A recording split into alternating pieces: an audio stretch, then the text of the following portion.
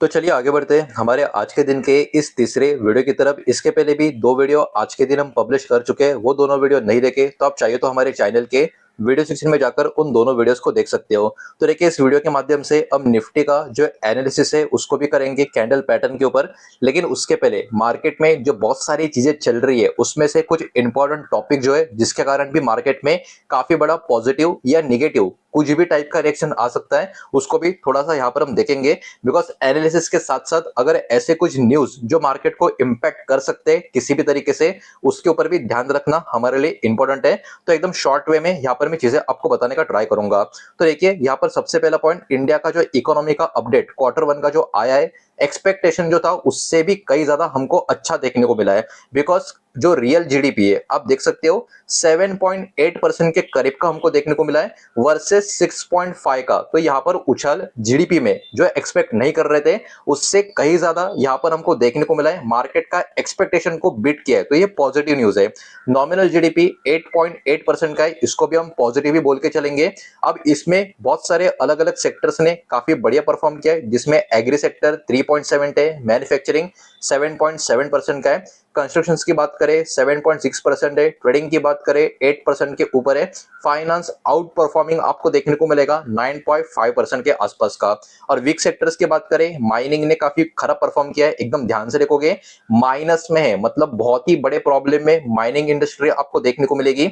Electricity वाले जो industry है इसका भी परफॉर्मेंस कुछ खास नहीं है, हल्का सा पॉजिटिव है। और एक्सपोर्ट्स की अगर हम बात करें तो देखिए यहाँ पर हमारा जीडीपी भले ही बहुत ही बढ़िया जंप किया हो, लेकिन एक्सपोर्ट में प्रॉब्लम है, एक्सपोर्ट हमारा गिर चुका है, हल्का सा वीक हो चुका है। इस बात को भी यहाँ पर आप ध्यान में रखें। तो जीडीपी को थोड़ा सा दो हिसाब से आप देखोगे कि रियल जीडीपी हमारी बहुत ही बढ़िया है, नॉमिनल जीडीपी हमारी बहुत ही बढ़िया है, लेकिन हमारा एक्सपोर्ट में कमजोरी है, हमारा एक्सपोर्ट वीक हो चुका है। तो ये मार्केट के लिए नेगेटिव ट्रिगर है। तो याद रखना जीडीपी में पॉजिटिव भी है और जीडीपी में नेगेटिव ट्रिगर भी है, इस बात को यहां पर आप ध्यान में रखें। आगे बढ़ते हैं नेक्स्ट पॉइंट के ऊपर जो है दोस्तों ऑटो सेल्स का। अगस्त का जो डेटा है ऑटो सेल्स का वो भी ड्यू हो चुका है, जिसका भी रिएक्शन मार्केट में खास करके ऑटो इंडस्ट्री पे आ सकता है, जिसमें टाटा मोटर्स, महिंद्रा, मारुति ऐसे स्टॉक के ऊपर फोकस कर सकते हो। लेकिन मेरी मानो तो पूरे सेक्टर के ऊपर आप फोकस करके बैठो।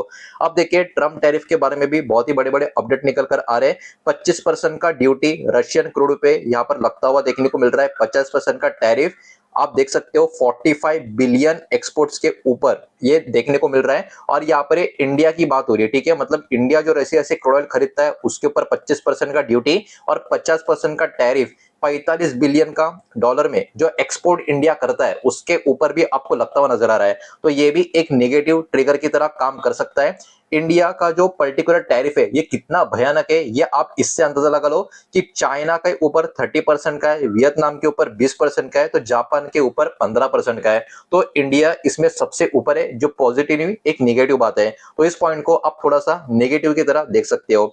नेक्स्ट जीएसटी काउंसिल का बहुत ही बड़ा दोस्तों यहाँ पर रोल होने वाला है। सितंबर 3 और 4 तारीख को जीएसटी काउंसिल का मीटिंग का जो आउटकम निकल कर आएगा उसके वजह से मार्केट की पूरी दिशा बदल सकती है। यहाँ पर कहीं ना कहीं 2 रेट का जीएसटी का स्ट्रक्चर आ सकता है, यही बात निकल कर आ रही है। और अगर ऐसा हुआ और सब कुछ पॉजिटिव रहा, मार्केट में कहीं ना कहीं शॉर्ट कवरिंग भी आ सकती है, इस बात को ध्यान में रखें।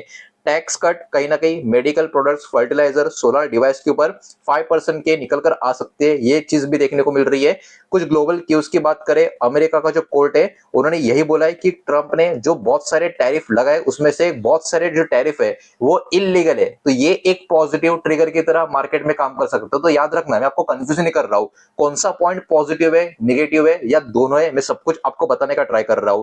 यूएस फेड कहीं ना कहीं 25 बीपीएस पॉइंट का रेट कट कर सकता है, ये वाला खबर भी मार्केट में अभी फ्लोट हो रहा है। तो यहां पर भी आप देख सकते हो पॉजिटिव नेगेटिव खबरों का सिलसिला आपको देखने को मिल रहा है ग्लोबल क्यूज के हिसाब से भी। और मार्केट के आउटलुक की बात करें तो फ्राइडे को भी एफएस ने वही किया जो उनको पिछले बहुत समय से काफी पसंद आ रहा है, सेलिंग करने का। 8,300 करोड़ की सेलिंग एफएस ने फ्राइडे को की है। और ओवरऑल आप देख सकते हो 15.2 बिलियन डॉलर का आउटफ्लो इस साल से लेके अब तक एफएस की सेलिंग के थ्रू होता हुआ हमको देखने को मिला है।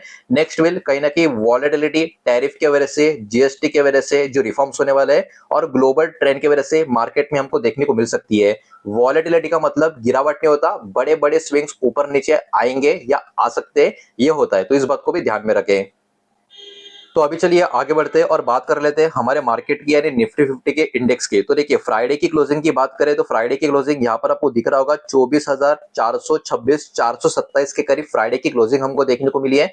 74.74 पॉइंट्स निफ्टी नीचे की तरफ था। 0.30% की गिरावट निफ्टी में देखने को मिली थी। तो इस गिरावट को हम डेंजरस गिरावट मान के चल नहीं सकते।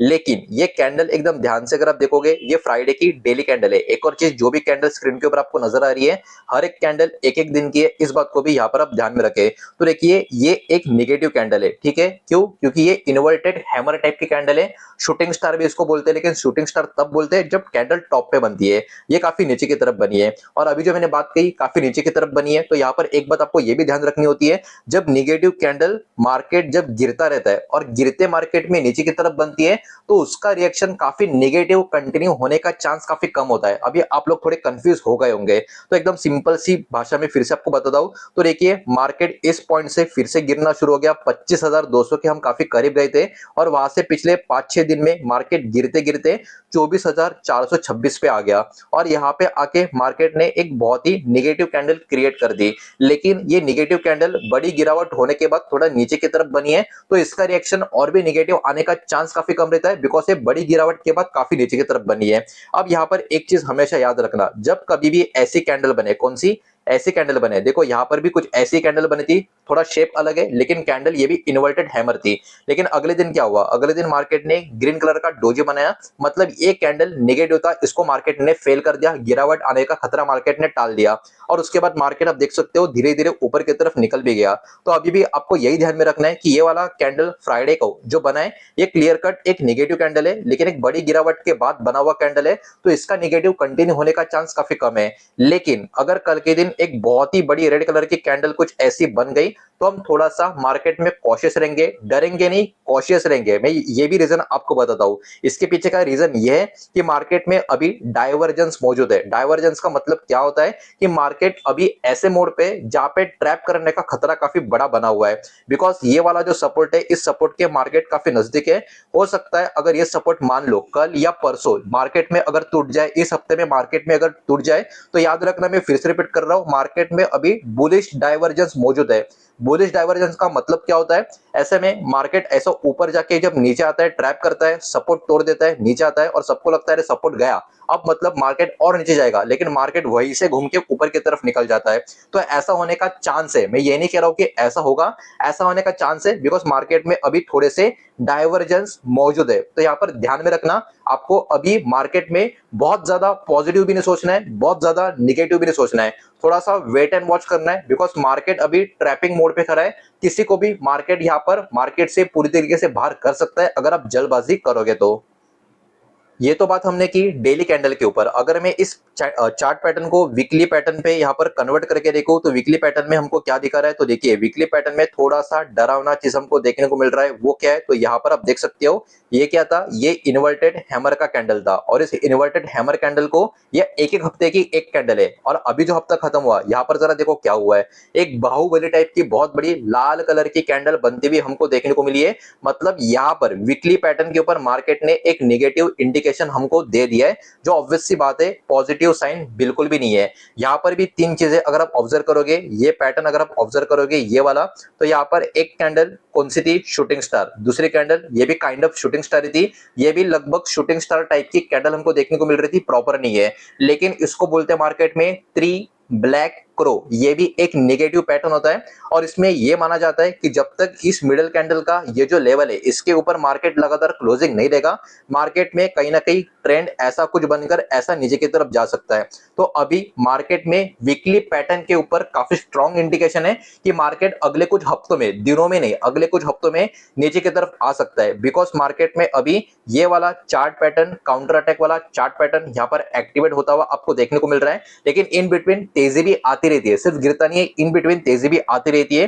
तो ऐसे में ये वाला लेवल हमको प्रोटेक्ट करना काफी इंपॉर्टेंट हो जाएगा, जो ऑब्वियस सी बात है अराउंड, यहाँ पर मैं आपको दिखा भी रहता हूँ, अराउंड 24,350 के करीब वीकली पैटर्न के ऊपर हमको देखने को मिल रहा है। तो 24,350 के नीचे अगर निफ्टी आधा हफ्ता मतलब 3 दिन या 4 दिन 24,350 के नीचे अगर टाइम स्पेंड करना स्टार्ट कर दिया तो कहीं ना कहीं मार्केट में गिरावट का खतरा काफी बढ़ जाएगा। लेकिन याद रखना, जीएसटी रिफॉर्म का मीटिंग होने वाला है, वो मीटिंग पूरा का पूरा मोमेंटम मार्केट का चेंज करने का दमगम रखता है। और ये ट्रम्प टैरिफ का जो इलीगल वाला बात कोर्ट का अमेरिका से निकल कर आ रहा है और जीएसटी रेट कट, ये वाली चीजें भी मार्केट का पूरा गेम चेंज करने का दम रखती है। और ऐसे में अगर मार्केट 24,300, 24,200, 24,400 इन जोन के आसपास आके अगर उल्टा घूम गया तो बहुत ही जबरदस्त ट्रिगर होगा मार्केट में शॉर्ट कवरिंग का। और जितने भी भालू जो शॉर्ट करके बैठे हैं वो काफी बुरे फंसेंगे और मार्केट में एक अनएक्सपेक्टेड बड़ी तेजी का मोमेंटम एक ट्रिगर हो जाएगा, भले ही कुछ समय के लिए लेकिन होगा। तो ये सारी चीजें भी आपको यहाँ पर याद रखनी है। तो याद रखना, इन द एंड बहुत लोग बोलेंगे अरे आपने डरा भी दिया, आपने खुश भी कर दिया। मैंने कुछ नहीं किया, मैंने आपको वही बताया जो मार्केट हमको यहाँ पर दिखाने का ट्राई कर रहा है या मार्केट हमको दिखा रहा है। पहले मैंने आपको सारे पॉइंट्स बताए जिनका पॉजिटिव या निगेटिव या दोनों रिएक्शन मार्केट में आ सकते हैं, और कैंडल पैटर्न का एनालिसिस भी जितना मुझे समझ में आता है उतना मैंने आपके सामने प्रेजेंट किया, जिसमें अभी भी पूरी तरीके से क्लैरिटी नहीं है बिकॉज मार्केट में डाइवर्जेंस भी यहाँ पर मौजूद है। वीकली पैटर्न के ऊपर नेगेटिव सिग्नल क्लियर कट नजर आ रहा है, लेकिन वो बहुत एक्टिव तभी होगा जब 24,300 के नीचे हम बहुत ज्यादा टाइम स्पेंड करने लगेंगे वीकली डेटा के ऊपर। इस बात को यहाँ पर आप ध्यान में रखें। उम्मीद करता हूँ वीडियो समझ आया होगा, पसंद आया होगा तो वीडियो को लाइक करें, दोस्तों शेयर करें। पहली बार चैनल पे आ चुके हो तो सब्सक्राइब भी कर देना, और कोई भी स्टॉक में निवेश करने से पहले खुद की स्टडी रिसर्च जरूर करें, फाइनेंशियल एडवाइजर की सलाह जरूर ले। मिलते हैं नेक्स्ट वीडियो में, धन्यवाद।